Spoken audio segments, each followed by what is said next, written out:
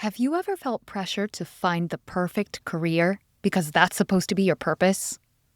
I used to believe that too. But here's the truth. Your purpose isn't a job description. It's alive, fluid, and it's always unfolding. Let's dive deeper. Welcome to Star Potential, a podcast where we explore the meaning of our existence while having a few laughs and sometimes tears through stories from the road of life. I'm your host, Julie Jo Hughes. As a stage performer, my life is quite literally about song and dance. I believe that life here on Earth is a playground for discovery, not a contest to be won. We ask questions together like, how do I evolve my consciousness? And how do you sing a passionate ballad when there's an old guy in the front row with his balls showing? True story. Stick around for these fun conversations. Welcome to Star Potential. I am your host, Julie Jo, and I am making a bold statement that your career is not your purpose. I know this is something that I have struggled with a lot, but today, in this episode, we're going to talk about why I believe that bold claim, why it's important to understand the difference between your purpose and what you choose as your career. We're going to talk about what purpose really is. I'm going to give you some examples from my own life to help you understand this distinction a little bit more and how there is crossover, but it's not an equation. And then I have an invitation for you at the end to dive into this a little deeper on your own as well. So let's get into it. Why do I say your career is not your purpose? Well, it can certainly be a piece of it, right? But your career, or even your job, is a channel. It's not the container in its entirety. This is important for you to understand and to feel, because if your purpose is entirely wrapped up in what your job is, you are putting yourself at a huge risk of collapse and complete overwhelm, identity crisis, when that job or that position becomes threatened in some way, or during times of transition, during job loss, a pivot in your career, retirement, or a big one for a lot of us, motherhood. So you may find yourself in one of those stages or approaching, or maybe you've gone through one of those transitionary experiences. Motherhood is not a stage, right? But it's just kind of a transitionary experience from before motherhood to once I'm in motherhood.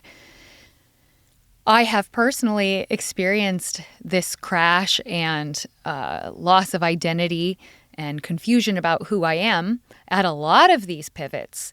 When we left New York, I knew who I was in that realm, in that setting. And when I was a professional working singer and then moved to the West Coast to basically start over, am I still a working singer? I'm not working anywhere. I'll never forget the first time that I met my mother-in-law. We flew all the way across the world to Serbia, and she was asking me what I do. And I had remembered that my fiance at the time had told me, maybe don't say that you're an actress because she's going to think that means something different. And of course, I got a little defensive and was like, what do you mean? I am an actress. And he's like, it's different in Serbia. So she was employed by the city government, basically, as a salaried actress for 38 years. She put on multiple shows a year.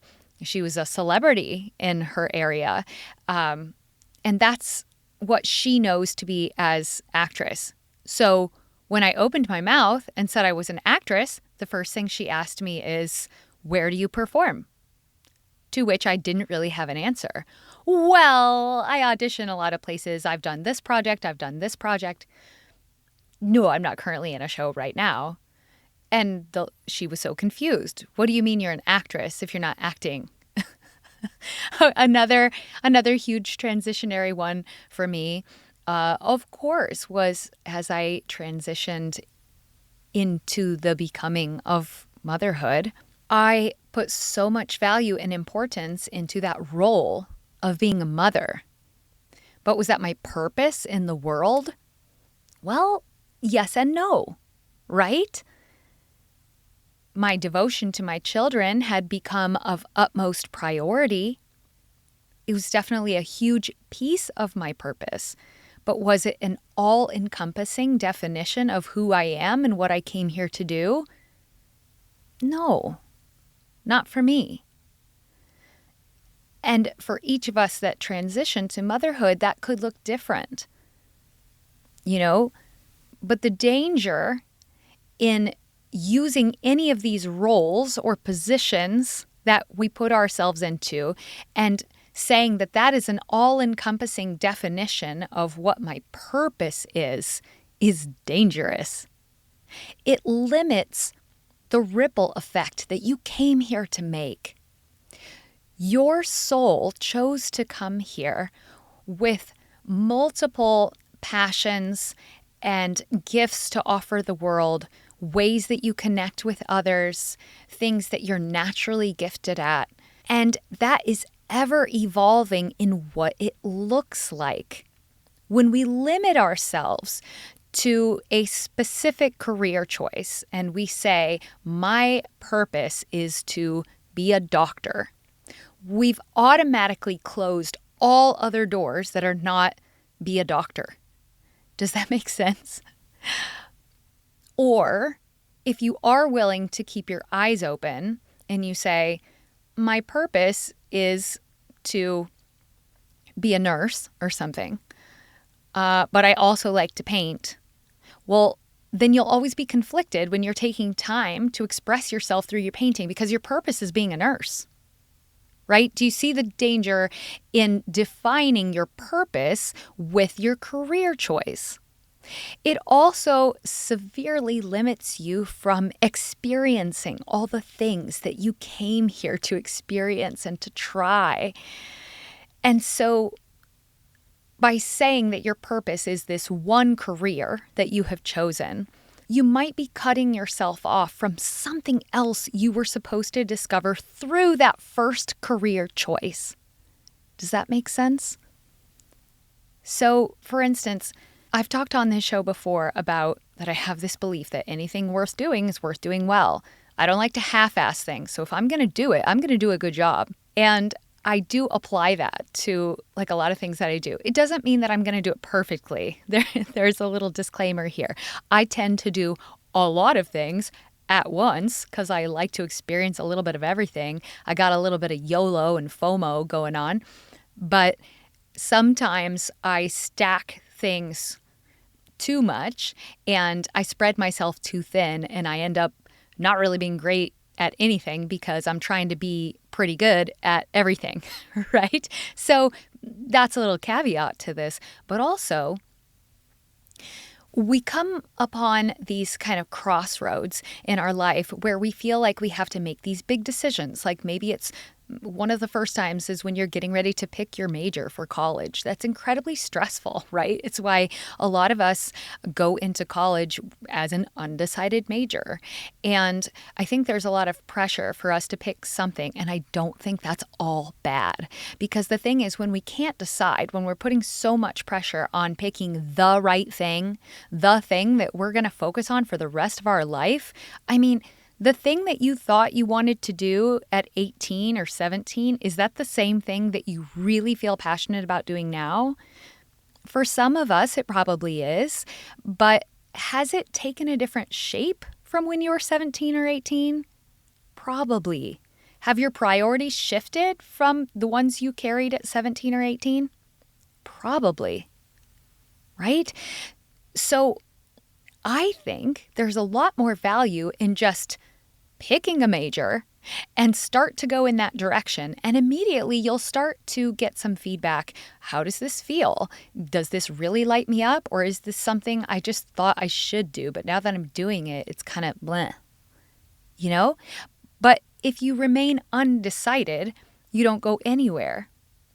So even just, we could take this to a micro decision too, but it's kind of like going to a restaurant or something. if you take an hour to decide what you're going to get, it's like you're putting so much pressure on that dish to be the perfect dish. When isn't it more fun and wouldn't you like enjoy your experience more if you just choose something and see how that feels? It's not like you're never going to eat at a restaurant again. Like you can choose something different next time. Oh, last time I got that kind of a salad and I actually didn't enjoy it that much. Okay, great. You're going to eat again. We eat like 3 times a day. So next time you eat, choose something different. But we put so much weight in trying to pick the right one that if it doesn't live up to those expectations of being the perfect thing, now it's like, now we resent the decision we made. We're questioning our decision-making ability. We're sad about the choice that we make. Oh, I almost picked that other thing, but I didn't. I decided to go with this salad. And now my lunch is ruined. Like, do you see how, like, when you just give it too much importance, you're setting yourself up to fall hard, you know? We create unnecessary pressure to find the perfect career that matches our purpose, which shuts down the exploration and the curiosity of just experiencing some work. Do you see? If you take a step forward in some direction and start exploring something, you actually start getting feedback from your reality. You start learning more about yourself. You start getting more clarity on actually what you do want. And now that I have experienced this, I actually realize I think I'm more interested in going this way. So when I graduated from high school, I knew that I wanted to move to one of the coasts and I wanted to perform. We've talked about that a little bit here. Back like episode 4, I talked a lot about my applying to colleges and things like that. But I knew that I didn't really care as much what my major was in, but I felt like I wanted to get a little more training and experience in one area of performing arts. And so since I felt like that I had the least amount of training as an actor, I decided to get my degree in theater. Now, what I discovered after 4 years of doing straight theater was that my heart was really in music. But do you see how by choosing one, I got to have that experience, and that was great. And it actually gave me more clarity on what I wanted to do going forward. And then for the next 10 to 15 years, I would primarily do music in my career. Now we're coming back around. I'm actually feeling the tugs at my heart to do a little bit different kind of creative expression. This podcast is one of those expressions. And let's talk a little bit more about the podcast. I wanted to honor the return of my voice by doing something a little more meaningful, something I felt could really serve the collective beyond just entertainment value with my voice. And I chose to start doing this podcast, not really knowing yet what is the exact brand image I'm going for? What is my message? What am I here to say? Well, at first, to be honest with you, I didn't really know exactly. I had some urges and nudges from my soul of what I wanted to share. But after 35 episodes of coming here and talking to you every week, I'm gaining more and more clarity about what my messages actually are, and maybe what I did come here to help people with. And maybe creating the podcast wasn't the thing that's my purpose. However, I feel that doing the podcast feels super aligned with my purpose. Does that make sense? So my purpose is not to be a podcaster, but being a podcaster aligns beautifully with my vision of my purpose. Are you following here?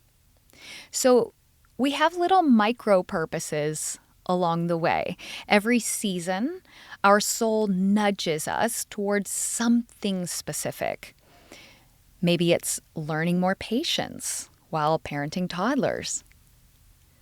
Maybe it's learning to speak your truth in relationships, like I learned with my bands and different groups that I was performing with.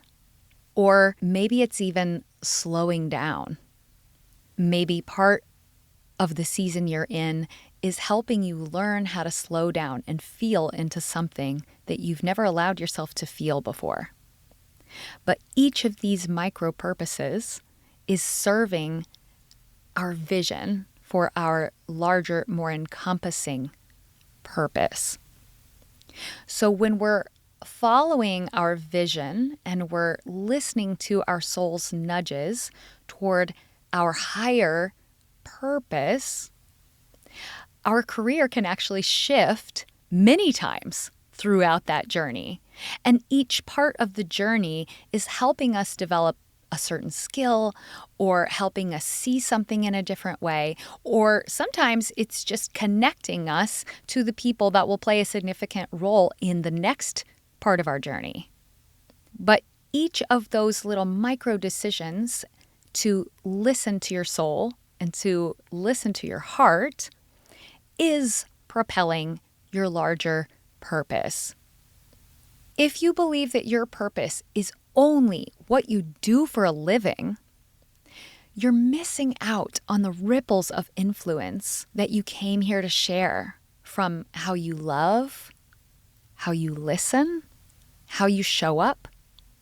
Your career spreads one ripple, but your being radiates infinitely. Is that making sense?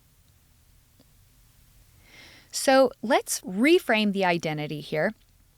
Instead of saying, my purpose is to be a race car driver, try right now, my purpose is to explore, embody, or express XYZ.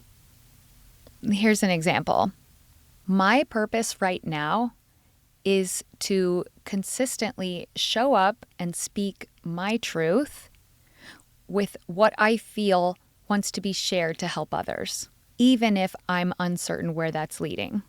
Instead of mine, for instance, my purpose is to have a top-rated podcast, which eventually leads to many things that make me lots of money. Like, do you see how that's not my purpose? That might be one way I'm expressing right now. Okay? How about just a couple of examples and metaphors before I lead us into an invitation here? Think of the seasons of a tree, like as a metaphor for your life. So sometimes the tree is fruiting, and that can be different expressions of different careers, right? First, I'm thinking of a podcast I listened to the other day. First, I was an athlete, and then I was an EMT, and I ultimately discovered that I'm a medium. Those are all completely different career expressions, but maybe those were times like the tree sprouting its fruit. But sometimes the tree is shedding leaves. Those are seasons of rest and unseen growth. But it doesn't mean that growth isn't happening, right? All of those stages are part of the tree's purpose. Okay, and here's a musical metaphor, because you know I love that. Your career is like one instrument in the orchestra, but your purpose is the entire symphony. Okay? So just remember that your purpose is really a living, unfolding conversation with your soul. So my invitation to you is this, and remember, we want to slow down and check in, but I'd like you to ask yourself, what is my soul nudging me toward right now? I'd like to give you a few prompts that you can journal upon or meditate upon for some reflection. So if I couldn't describe myself by my job or title, how would I describe my purpose right now? 2, what is my soul nudging me toward in this season? Is it a feeling, a lesson, or a way of showing up? Not that long ago, I had a nudge to become a better listener. And that was one of the things that propelled this podcast to become. Okay, number 3. Where in my life am I underestimating the impact I have on others outside of my career? 4. What small but powerful act feels aligned with my deeper purpose today? It might be as simple as listening with presence to those around you, or choosing joy in a moment of stress. And 5, looking back, what purposes have I lived in past seasons, and how do they weave together into who I am today? I love doing that. So as we wrap up here today, I just want to remind you that your purpose is not a job description. It's a living, evolving dialogue with your soul. Every nudge matters, and every ripple counts. If you are in a space to do so, or you can come back to this later, I invite you to close your eyes and let's deepen a little bit here. Go ahead and take a deep breath in and let it out slowly.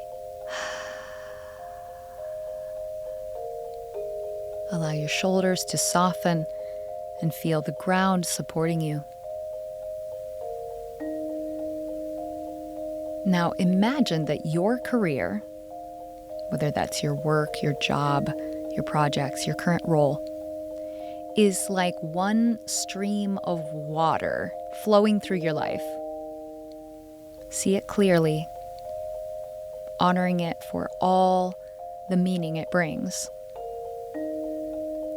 But then widen your view. Notice all the other streams flowing alongside it. The love you give, the lessons you're learning, the people that you impact without even realizing it. Each of these streams is part of your purpose too. And take a moment to notice, what stream feels most alive for you right now? Where is your soul nudging you to place some attention? Breathe into that.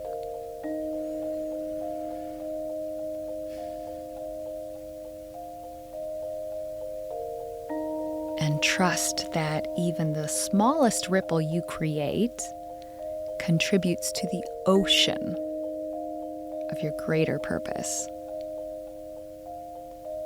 When you're ready, gently open your eyes, carrying this awareness with you into the rest of your day. Thanks for being here. I'll see you next time.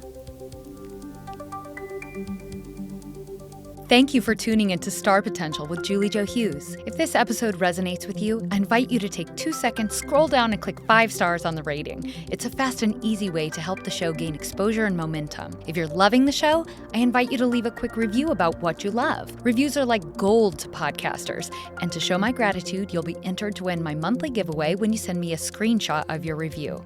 I also made you a gift. It's a 9-minute, simple gratitude meditation with singing to help you practice mindfulness. Just visit me on Instagram at @TheJulieJo or find the link in the show notes. Thank you for your love and support. Until next time, keep shining your light.